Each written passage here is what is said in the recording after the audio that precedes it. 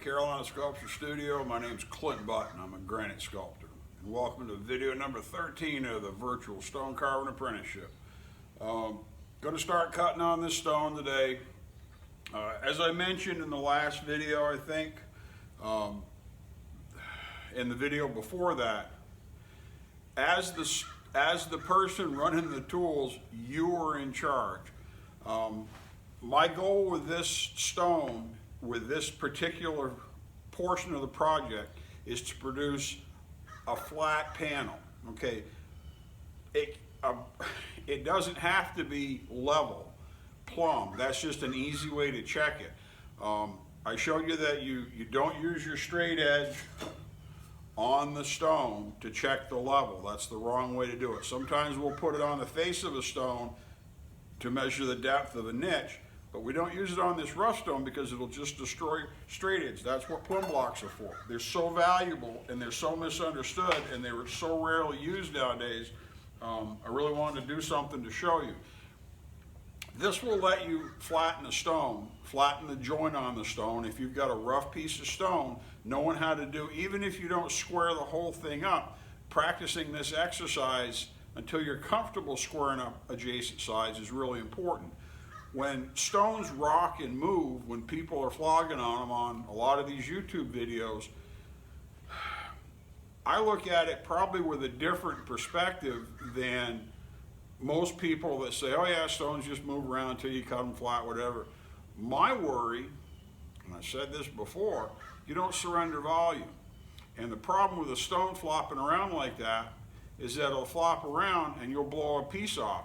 And all of a sudden now you got a whole different piece of stone to work with.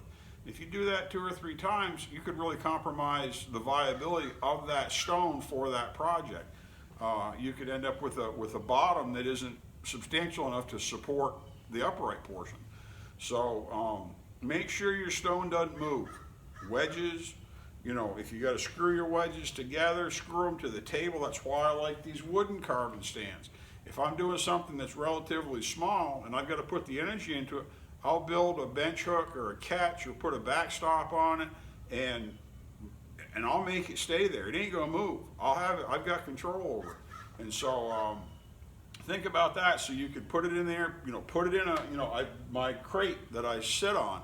I put stones inside that with stuff lining it so it can't move. And you can cut a very easy flat spot on it, and then you got it's a whole new ballgame. So, but I'll come in and out with video on this. I'm going to try to square this up, get this nice and flat. I may push these pads back just a tiny bit as I measure it and see what I want. I'm going to waste this off first to see where I'm at. I still know where my corners are, but now it starts getting into where it has to be accurate. So in order to produce a nice flat surface, I don't know, I've got to measure how deep I'm going to go in on some of these other sides, and we'll get that done. But I guess there's some fancy siren. As long as they don't stop here, I'm all set. But there may be I don't know if this is a line or not. I'll axe that off and see. But now I've got to go through and square these up so that they are in plane with each other, not at the same approximate level. And so I won't bore you with extensive video like I have the last couple where I tried to show you some real-time stuff. But I'll get to work here. Shut up while the sirens are going. And thanks for coming in and watching, and just check it out. Let's see what we can get done.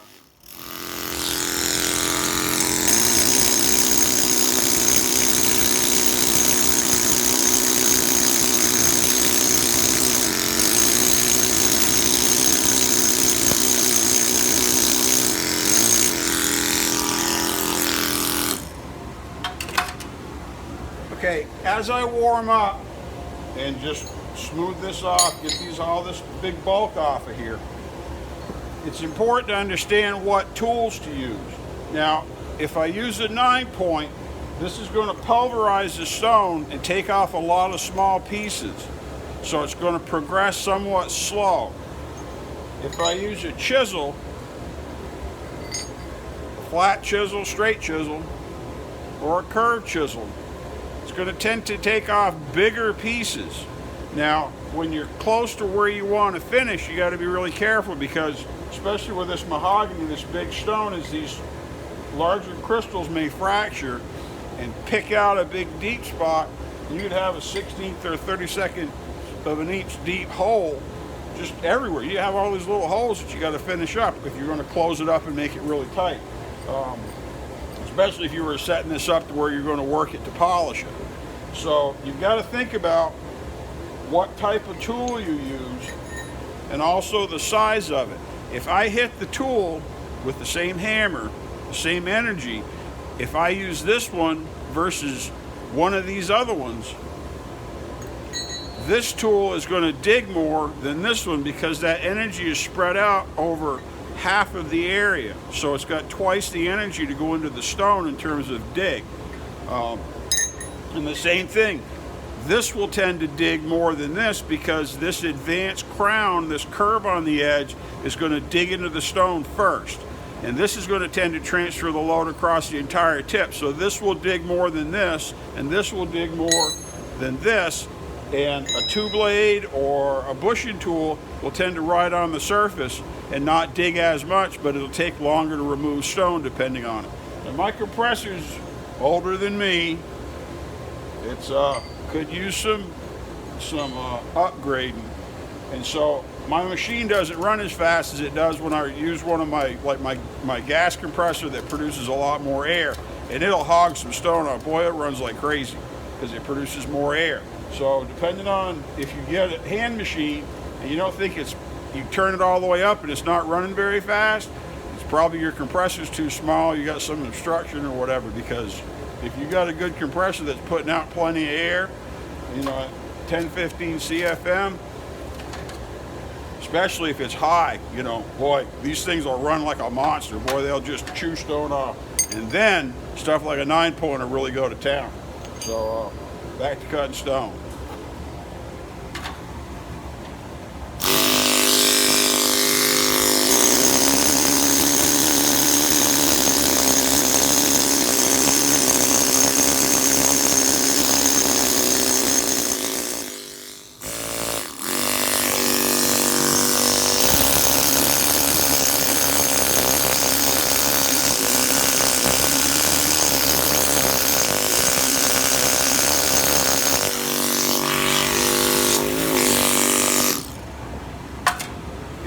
It's really important when you're doing this, and this is part of the exercise, is to teach you how to trust what you understand and what you know. This is what I talked about when you have to choose your master as well. You listen to somebody you shouldn't listen to, and they're going to make you screw up because you're not going to know what to do. You're going to have some impetuous move, and it's going to cause real problems. At this point, because I've got a lot going on with the stone and all this different stuff, this is visual noise. It's very hard for your eyes to look at this, bifocal eyes, seeing things in 3 dimensions, and look at this and believe that that 1, 2, 3, 4, that those are all perfectly level in terms of relationships to each other, because you've got all this other stuff going on. But you know that's true because you produced it and you checked it. Now don't touch them, leave them alone till you get it figured out better. As I'm taking the rest of this stone off and dressing it down, it's making crooked stuff look a lot more straight, a lot more in plane, a lot more correct. And that's because these are correct. Don't get lost and think you got to fix these because this one looks too deep or too tall. So you go in and you tack other stuff. Get it right, leave it alone, don't touch it. And then do what needs to be done. Keep your reference points, because once you throw those away, it's like a ruler with no ends. You got to have 2 ends on a ruler for it to work, or else it won't work. We know these are right. If we have to adjust anything, we'll adjust them all at the same time later. Let's just get this stone wasted off first, and this is going to look, you'll be surprised, it'll look pretty good even if it's not perfect. Just get rid of this visual noise, this extra stone sticking up. Check your depth so you don't go too deep, leave a little tall. We're going to get all this cleaned off, and this will look a lot different here in fairly short order.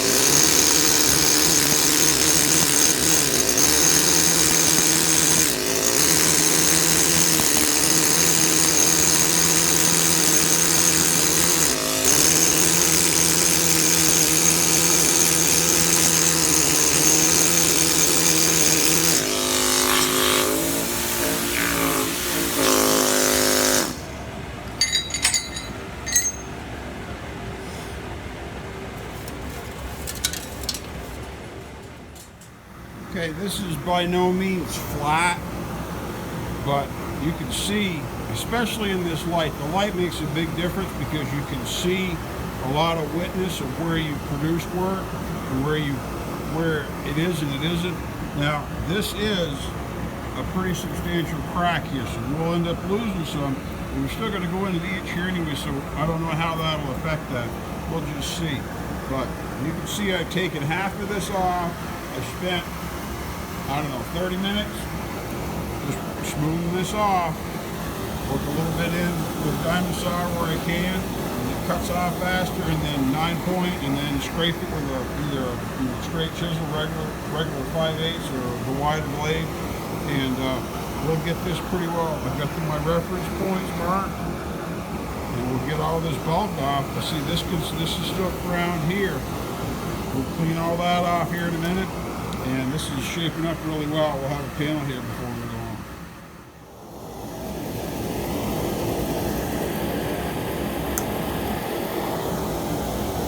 The way I like to do this is I will put some straight, channels on here, some straight lines, so I've got a reference, general reference area. And then I like to work it off in a triangle, because what I'll do is I'll 9-point this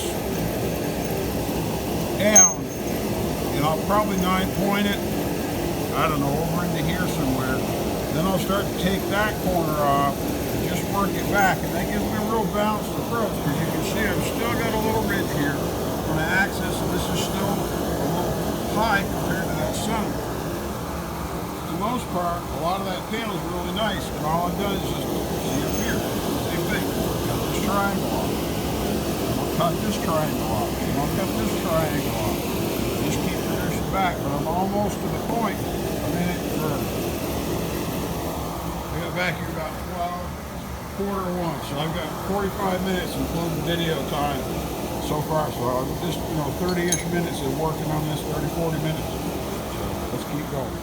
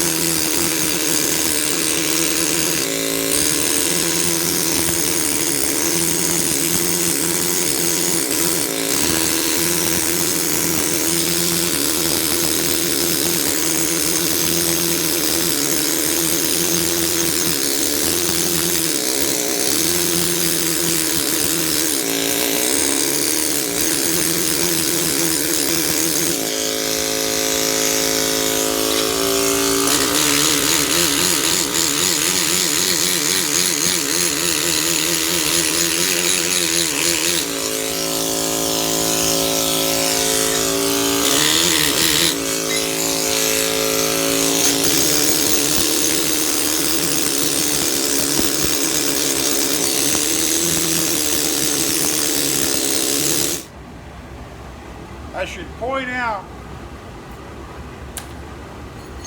when you get to that last little bit, that's when you usually screw up, because you get cocky, you get a little too fast, you push a little too hard, but you're almost done, and you blow a whole bunch of stone off you don't want gone.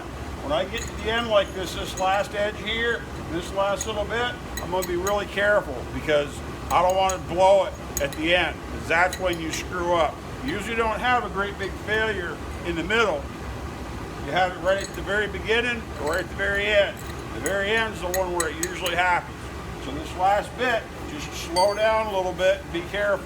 We're still into this less than an hour.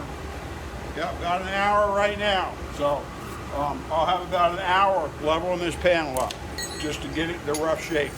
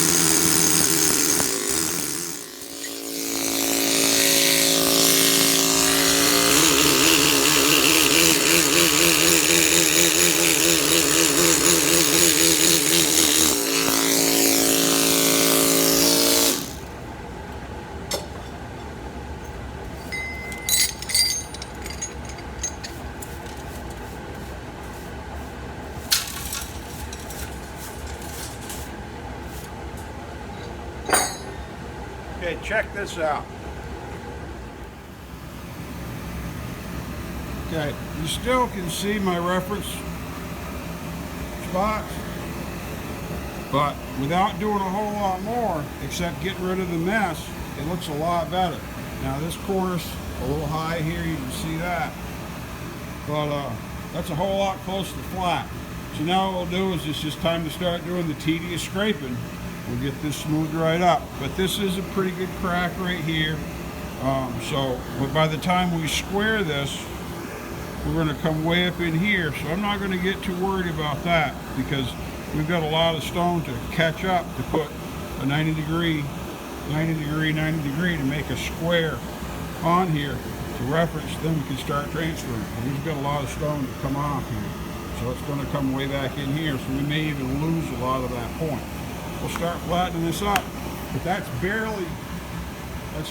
just about an hour. I'm about an hour and 5 minutes into this when I got down here to the studio. So we started doing video. So we got about an hour to rough off the noise. Now we'll straighten it up. This is just going to be kind of the chill out and scrape and keep your tools sharp and keep measuring, and we'll make it great. All right, well, I think we're going to wrap this video up. 20 minutes, and I'm not going to be able to accomplish a whole lot to show you in just a few minutes. We'll save the actual finishing part where we straighten this all up. We'll do another video on that. This is really fun work to do from a I don't know, maybe it's a work perspective, but when you know that you're in complete control of the stone, when you have the ability to put a flat surface where you need it, to place it there accurately and to not waste stone in the process, it's a very empowering thing to do, because you can look at a piece of stone and you can understand what you can accomplish with that stone much better than to just say, I'm going to try to make it flat over here, and you grind on it, and you grind on it, and you hit it, and then you got a low spot, and then it kind of rocks when you set it there, and so you go and try to fix that, and now it's crooked the other way. This is a way to be very much in control of what you do. And this is, you know, if you're doing something like a plaque or a memorial, this is very relevant work to be able to produce a panel like this. Once you've done panels, once you've paneled a face like this from a rough piece of stone, if you have a stone that has a flat solid surface and you want to sink a panel and maybe put a check and cove molding around it, or something cool like that, egg and dart, you want to do some type of diaper around it, or molding, or maybe if you're in the memorial business, you've got a die sitting there that's got a name on it that's blown wrong, or somebody decided they didn't want it, or they backed out and they didn't pay for it. Now you can sink that panel a 1/4 inch or a 1/2 inch to clean up that lettering and clean it all off. And once you've done something like this, sinking a panel like that a 1/4 or 1/2 inch is nothing. If you want to go in, maybe you're going to go around your shape carve, sandblast, whatever, because you're not comfortable carving some detail yet. If you want to sink it, and all you got to do is just go in and just push it down a 1/4 inch, after you've done something like this, it's a walk in the park, and you can do it and it'll look good. It won't be all crooked and wonky. You won't have to leave it rough because you don't know how to get it nice and straight. And we'll talk about niches more later on, and doing panels like that. But if you can do this, if you can straighten up a rough split piece of stone that's completely, there's nothing flat there at all, you can do that with with confidence, and you can say, this is where I'm going to do it, this is where I'm going to put it, and you do it and it works. After that, attacking stone makes it's a lot easier. You're a lot more confident, and you're a lot more capable of what you can do. So that's why this is such a good exercise to do at some point, especially if it's early in your stonework. So, but anyways, we'll spend lots of time scraping and axing and getting this pretty well trued up here in the next video or two, and then we'll start on the next side. So we'll do it all over again. And what will happen is, because these other sides are going to be roughly half of this, hopefully they'll progress relatively quickly. The challenge there will be to produce them square to this face and to produce them in parallel to, and both 90 degrees to their adjacent side and parallel to their opposite face. That's where you get into having to be careful about what you're doing so that you don't throw away all your previous achievements. Because the first couple sides are pretty easy to do, and after that, you've got to be accurate no matter what. So, but once you can do this, you know, working a regular piece of stone, you know, to do other things, there's a lot of it that seems easy. So, anyways, my name's Clint Button here at Carolina Sculpture Studio with the Virtual Stone Carving Apprenticeship. Thanks for coming in.